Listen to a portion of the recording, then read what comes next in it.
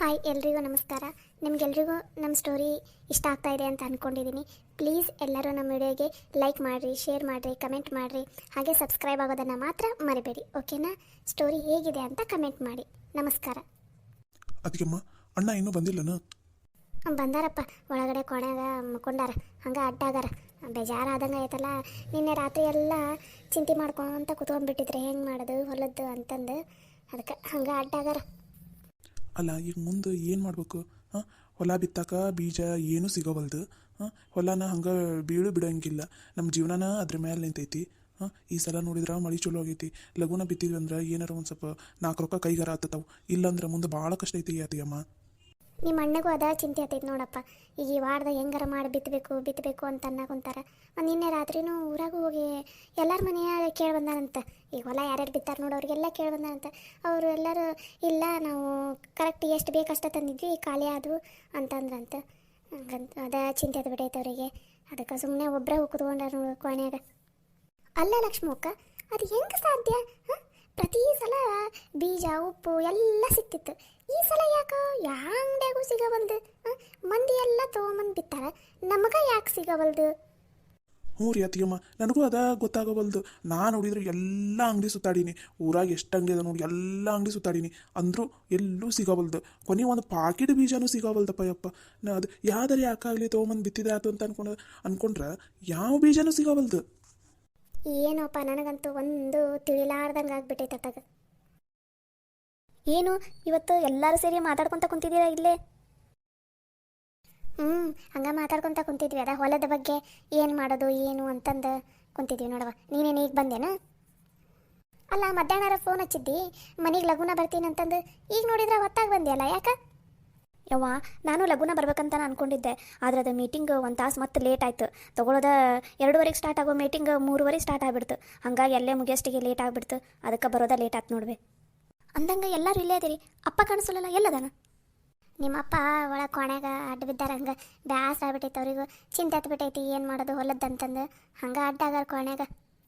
ನೇತ್ರವ, ನೀನು ನಿಂಗೆ ಪರಿಚಯದವ್ರು ಯಾರಿಗಾರ ಕೇಳ್ತೀನಿ ಅಂತ ಅಂದಿದ್ದೆಲ್ಲ, ಬೀಜದ ಹೊಲಕ್ಕೆ ಹಾಕೋದು ಏನಾಯ್ತು ಕೇಳಿದ್ದೇನವ ಯಾರಿಗಾರ?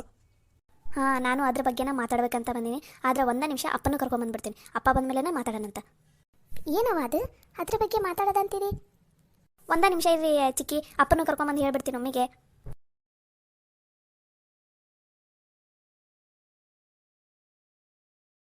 ಏನವ ನೇತ್ರ, ಏನೋ ಮಾತಾಡೋದೈತೆ ಅಂತಂದು ಕರ್ಕೊಂಬಂದಿಲ್ಲ, ಏನು? ಯಪ್ಪ, ನಮ್ದು ಆಫೀಸಿಗೆ ನಾನೇನು ಹೋಗ್ತೀನಲ್ಲ, ಅವ್ರದ್ದು ಒಂದು ದೊಡ್ಡ ಹೋಟೆಲ್ ಐತಿ.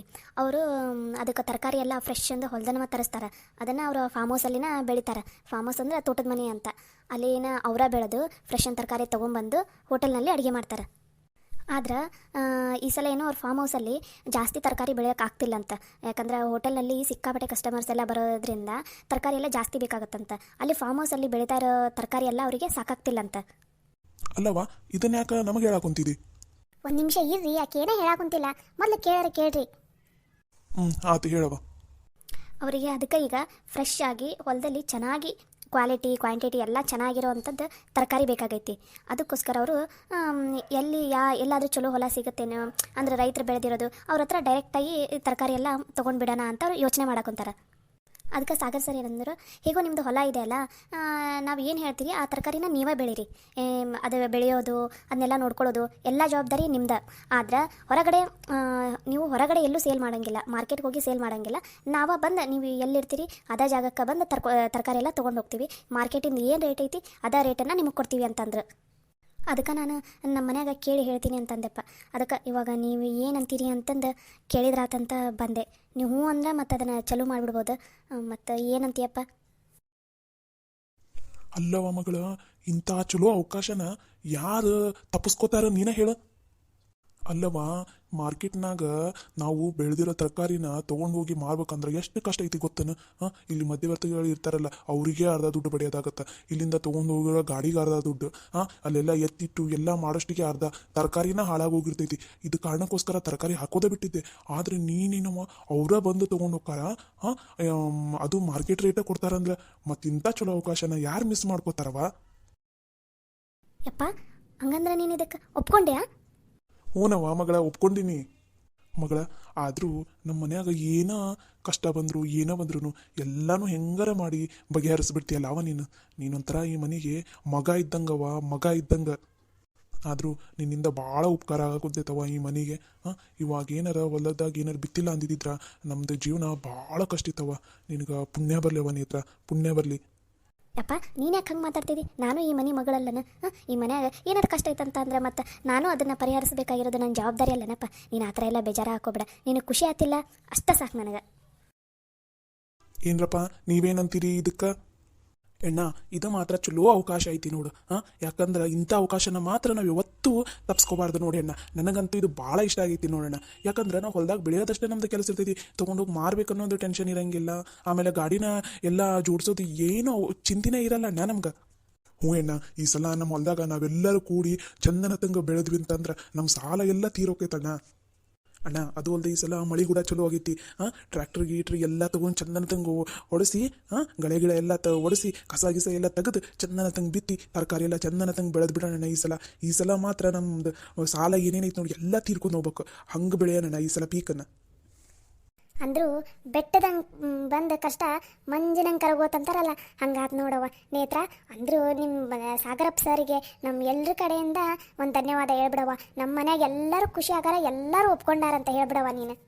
ನಾನಂತೂ ಇವತ್ತು ರಾತ್ರಿ ಹಬ್ಬದ ಅಡುಗೆನ ಮಾಡಿಬಿಡ್ತೀನಿ ಊಟಕ್ಕೆ, ಏನ್ರಿ? ಹ್ಞೂ ಮತ್ತು ಹಬ್ಬದ ಅಡಿಗೆನ ಮಾಡಿಬಿಡು. ಎಂಥ ಚಲೋ ಖುಷಿ ಸುದ್ದಿ ಕೊಟ್ಟಾಳ ಮಗಳು. ಎಷ್ಟು ಖುಷಿ ಆಗುತ್ತೈತಂದ್ರೆ ಒಬ್ಬ ರೈತಗೆ ಇಂಥ ಒಂದು ಸ್ವಲ್ಪ ಇಂಥ ಬೆಂಬಲ ಸಿಕ್ತಂದ್ರೆ ಎಷ್ಟು ಚಂದ ಬೆಳಿತಾನೆ ಗೊತ್ತಾನೆ ರೈತ. ನೋಡಿದೇನ ನನ್ನ ಮಗಳ ಶಾಲೆ ಕಲ್ತು ಬರೇ ತಾನು ಓದೋದಲ್ದ ತಾನು ನೌಕರಿ ಮಾಡೋದಲ್ದ ನಮ್ಗೆಲ್ರಿಗೂ ಈಗ ಜೀವನಕ್ಕೆ ಒಂದು ದಾರಿನೂ ಹಚ್ಚಿದ್ಲು. ನೋಡ್ತೇನ ನನ್ನ ಮಗಳು ಹೆಂಗಂತಂದು. ಹೌದು ಬಿಡ್ರಿ, ಎಷ್ಟಾದರೂ ನಿಮ್ಮ ಮಗಳಲ್ಲ. ಅಪ್ಪ ನೀನಾತು ಕಾಕ ಆಮೇಲೆ ಚಿಕ್ಕಿಯರು ಎಂಥ ಕಷ್ಟ ಬಂದ್ರೂ ನೀವು ನಕ್ಕೊಂತ ಇರಿ, ಏನು ಚಿಂತೆ ಮಾಡೋಕೆ ಹೋಗ್ಬೇಡ್ರಿ. ಎಲ್ಲ ಕಷ್ಟಕ್ಕೂ ಎಲ್ಲ ತೊಂದರೆಗೂ ಏನಾದರೂ ಒಂದು ಪರಿಹಾರ ಇದ್ದೇ ಇರ್ತೈತಿ, ಸರಿನಾ? ನೀ ಬೇಸರ ಮಾಡ್ಕೊಂಡು ಯಾರಿಗೂ ಏನು ಅನ್ನಕ್ಕೆ ಹೋಗ್ಬೇಡಪ್ಪ. ಹಂಗೆ ನೀ ಬೇಸರ ಮಾಡ್ಕೊಂಡು ಕ್ವಾಣೆ ಕೂತ್ಕೊಂಡು ಚಿಂತೆನೂ ಮಾಡೋಕೆ ಹೋಗ್ಬೇಡ ಇನ್ಮೇಲೆ, ಸರಿನಾ? ಹ್ಞೂ ನಮ್ಮ ಮಗಳ ಇನ್ಮೇಲೆ ಹಂಗೆ ಮಾಡಂಗಿಲ್ಲ ತಗೋ. ಯಪ್ಪ ಅಂದಂಗೆ ನೀನು ಮತ್ತು ಕಾಕರಾಗ ಯಾರು ಒಂದು 2 ಅಥವಾ 3 ಜನ ನಾಳೆ ಅಥವಾ ನಾಡ್ದು ಹಂಗೆ ನಮ್ಮ ಆಫೀಸಿಗೆ ಬರ್ರಿ. ಅಂದ್ರೆ ನಮ್ದು ಆಫೀಸ್ನಾಗ ದೊಡ್ಡ ಬಾಸ್ ಅದಾರಲ್ಲ, ಅವ್ರ ಜೊತೆ ಒಂದು ಸಲ ಮಾತಾಡಿ ಅವರೆಲ್ಲ ಹೇಳ್ತಾರೆ ಏನು ಬೆಳಿಬೇಕು, ಆಮೇಲೆ ಹೆಂಗೆ ಬೆಳಿಬೇಕು, ಎಷ್ಟು ನಮಗೆಲ್ಲ ಕ್ವಾಂಟಿಟಿ ಹೆಂಗೆ ಕೊಡಬೇಕು ಅದನ್ನೆಲ್ಲ ನಿಮ್ಗೆ ಹೇಳ್ತಾರಂತ. ಅದಕ್ಕೆ ಅವ್ರನ್ನೊಂದು ಸಲ ಭೇಟಿ ಆಗಕ್ಕೆ ಬರ್ತೀರಪ್ಪ ಆಫೀಸಿಗೆ? ಆ ತಗೋರವ, ನಾನು ಮತ್ತು ಪುರುಷಿ ಬರ್ತಾನೆ, ಆಮೇಲೆ ಮುಖಂದರ ಲೆಕ್ಕೆಂಚಪ್ಪನಾರ ಯಾರನ್ನಾರ ಒಬ್ರನ್ನ ಕರ್ಕೊಂಡ್ಬರ್ತೀನಿ ಅಂತ ತಗೋ. ಹೆಂಗಂದ್ರೆ ಪುರುಷಿ ಹೇಳಿದ್ರೆ ಓದಾನಲ್ಲ, ಒಂದು ಸ್ವಲ್ಪ ಅವನಿಗೆಲ್ಲ ಗೊತ್ತಾಕೈತೆ ಅವ್ರು ಏನು ಹೇಳ್ತಾರೆ ಏನಿಲ್ಲ ಅಂತಂದು. ಏನ್ಲೇ ಹೋಗೋಣ ನಾಳೆ ಅಥವಾ ನಾಡ್ದು? ಆ ತಗೋಣ. ನಾನು ನೀನಿತ್ತವ ಯಾವಾಗ ಹೋಗೋದಂತಂದು ನಂಗೆ ಹೇಳ್ಬಿಡು, ನಾನು ರೆಡಿ ಹಾಕಿನಿ. ಮತ್ತು ಆಫೀಸ್ಗೆ ಒಂದು ರಜೆ ಹಾಕೋದೈತಲ್ಲ, ರಜೆ ಹಾಕ್ಬಿಡ್ತೀನಿ ಅಂತ ತಗ. ಸರಿ ಕಾಕ, ನಾನು ಇವತ್ತು ನೈಟ್ ಕಾಲಲ್ಲಿ ಮಾತಾಡ್ತೀನಿ. ಅಕಸ್ಮಾತ್ ಅವ್ರೇನಾದ್ರೂ ನಾಳೆನ ಬಾ ಅಂತಂದ್ರೆ ನಾಳೆ ಬೆಳಗ್ಗೆ ನೀವು ರೆಡಿ ಇರ್ಬೇಕು ನೋಡ್ರಿ. ಆ ತಗೋರವ, 10 ಗಂಟೆ ಅನ್ನಷ್ಟಿಗೆ ನಂಗೆ ಏನು ಅನ್ನೋದು ಹೇಳ್ಬಿಡವ. ಅಂದ್ರೆ ನಾನು ನಾಳೆ ರಜೆ ಆಫೀಸಿಗೆ ರಜೆ ಹಾಕ್ಬೇಕು ಏನಿಲ್ಲ ಅಂತಂದು ಹೇಳ್ಬೇಕಲ್ಲ ನಮ್ಮ ಬಾಸಿಗೆ, ಅದಕ್ಕೋಸ್ಕರ. ಸರಿ ಕಾಕ ಆತಂಗಾರ. ಲಕ್ಷ್ಮಿ ಅಂದಂಗೆ ಲಘುನ ಚಲೋನತ್ತಂಗೆ ಅಡುಗೆ ಮಾಡಿಬಿಡು. ನಾವು ಸ್ವಲ್ಪ ಇದು ಬಜಾರ್ನಾಗ ಹೋಗ್ಬರ್ತೀನಿ, ನಂಗಂತೂ ಖುಷಿ ಆಗ್ಬಿಟ್ಟೈತಿ. ಹಂಗೆ ನಮ್ಮ ದೋಸ್ತರಿಗೂ ಹೇಳ್ಬರ್ತೀನಿ. ಅವರು ಪಾಪ ಚಿಂತೆ ಮಾಡಕೊಂತಿದ್ರು, ಬೀಜ ಕೊಡೋದಾಗಲ್ದು, ನಮ್ಮ ಹತ್ರನೂ ಇಲ್ಲ, ಹೊಲಕ್ಕೆ ಎಲ್ಲ ಬಿತ್ಬಿಟ್ಟಿದ್ವಿ ಅಂತ ಅನ್ನಕೊಂತಿದ್ರ. ಅದಕ್ಕೆ ಅವರಿಗೂ ಒಂದು ಸ್ವಲ್ಪ ಹೇಳಿ ಬಂದ್ಬಿಡ್ತೀನಿ. ನಾ ಬರೋಷ್ಟಿಗೆ ಚಂದನತ್ತಂಗೆ ಅಡುಗೆ ಮಾಡಿ ರೆಡಿ ಇಟ್ಬಿಡ್ರಿ. ಆಯ್ತು ತಗೋರಿ, ನೀವು ಹೋಗ್ಬರ್ರಿ. ನೀವು ಬರೋಷ್ಟಿಗೆ ಅಡುಗೆ ಎಲ್ಲ ರೆಡಿ ಇರ್ತೈತೆ ನೋಡ್ರಿ. ನಾವು ಒಂದು ಸ್ವಲ್ಪ ಬಜಾರ್ ಕಡೆ ಹೋಗ್ಬರ್ತೀವಿ. ಆಯ್ತು ತಗೋರಿ, ಹೋಗ್ಬರ್ರಿ. ಅಡುಗೆ ಆಗೋಷ್ಟಿಗೆ ನಿಮ್ಗೆ ಫೋನ್ ಹಚ್ತೀವಂತ ಬರಂತ್ರಿ ಅಂತ. ನೇತ್ರವ, ಇವತ್ತು ನಿನ್ನಿಂದಾಗಿ ಮತ್ತು ಮನ್ಯಾಗ ಎಲ್ಲರೂ ಖುಷಿಯಿಂದ ಇರಂಗಾತ್ ನೋಡವ. ಹ್ಞೂನವ ನೇತ್ರ, ಎಲ್ಲರೂ ಎಷ್ಟು ಚಿಂತೆ ಎತ್ತಿತ್ತಂದ್ರೆ ಹೊಲದ ಬಗ್ಗೆ. ಅದು ಆ ಕಷ್ಟನ ಅನುಭವಿಸ್ದರಿಗೆ ಗೊತ್ತದ ಅದು ಎಷ್ಟು ಕಷ್ಟ ಅಂತಂದು. ಯವ್ವ ಇರಲಿ ಬಿಡಬೇ. ಮತ್ತು ನಮ್ಮ ಮನ್ಯಾಗ ಸಮಸ್ಯೆ ಆದ್ರೆ ಮತ್ತು ನಾನು ಬಗೆಹರಿಸ್ಬೇಕಲ್ಲ. ಹಂಗೆ ಸಾಗರ್ ಸರಿಗೆ ಹಿಂಗಾಗೈತಿ, ನಿಮಗೆಲ್ಲರ ಬೀಜದ ಅಂಗಡಿ ಯಾರ ಪರಿಚಯ ಅದಾರನ್ರಿ ಅಂತ ಕೇಳಿದೆ. ಆವಾಗ ಅವರ ಈ ಥರ ನೀವು ಮಾಡಿರಿ ಚಲೋ ಆಗುತ್ತೆ ಅಂತಂದು ಅವರ ಹೇಳಿದ್ದವ. ನಿಜ ಹೇಳ್ಬೇಕಂದ್ರೆ ಅವರಿಗೆ ನಾವು ಧನ್ಯವಾದ ಹೇಳ್ಬೇಕು. ಇವತ್ತು ಇಷ್ಟೆಲ್ಲ ನಾವು ಖುಷಿಯಾಗದೀವಂದ್ರೆ ಅದಕ್ಕೆ ಕಾರಣನ ಅವರು. ಹೌದನವ, ಅಂದರೂ ಪಾಪ ಹುಡುಗ ಚಲೋ ಐತೆ ನೋಡವ ನೇತ್ರ. ಯಪ್ಪ ಪುಣ್ಯ ಬರ್ಲಪ್ಪ ಯಪ್ಪ ಹುಡುಗಗೆ. ಇವತ್ತು ನಮ್ಮ ಮನೆ ಎಲ್ಲರೂ ಖುಷಿಯಾಗಿರೋದಕ್ಕೆ ಆ ಹುಡುಗನ ಕಾರಣ ಅಂದರೆ ಆ ಹುಡುಗಗೊಂದು ಧನ್ಯವಾದ ಹೇಳ್ಬಿಡವ ನಮ್ಮೆಲ್ಲರ ಕಡೆಯಿಂದ. ಸರಿ ಚಿಕ್ಕಿ, ಇಲ್ಲೇ ನಿಂತ್ಕೊಂಡು ಟೈಮ್ ವೇಸ್ಟ್ ಮಾಡ್ತೀರೇನು? ಬೇಗ ಹೋಗಿ ಅಡುಗೆ ಮಾಡ್ತೀರಾ? ಅಥವಾ ನೀನು ಲಗುನ ಹೋಗಿ ಕೈಕಾಲು ಮುಖ ಎಲ್ಲ ತಗೊಂಬ, ನಾವು ಅಷ್ಟಾಗಿ ಬಡ ಬಡ ಅನ್ನಂಗೆ ಅಡುಗೆ ಮಾಡಿ ಇಟ್ಬಿಡ್ತೀವಿ ಎಲ್ಲನೂ, ಸರಿನಾ? ಸರಿ ಆತವ. ಅಬ್ಬ ಮನೆಯಲ್ಲಿ ಎಲ್ಲರೂ ಒಪ್ಕೊಂಡ್ರಲ್ಲ, ಅಷ್ಟೇ ಸಾಕು. ಇಲ್ಲಿ ಒಪ್ಕೋತಾರೋ ಇಲ್ಲೋ ಅಂತ ಹೆದರಿಕೆ ಆಗಿಬಿಟ್ಟಿತ್ತು. ಇಂಥ ಚಲೋ ಅವಕಾಶನ ಚಂದನ ತಂಗಿ ಯೂಸ್ ಮಾಡ್ಕೊಂಡು ಮುಂದೆ ಬರ್ಬೇಕು ನಾವು. ಈ ವಿಷಯನ ಹೋಗಿ ರಾಣಿಗೂ ಹೇಳಬೇಕು, ಆಕಿನೂ ಖುಷಿ ಪಡ್ತಾಳೆ. ಪಾಪ ಇಲ್ಲಿ ಕೊನೆಗದಾಳ ಏನು, ಅಲ್ಲೇ ಹೋಗಿ ಹೇಳ್ತೀನಿ.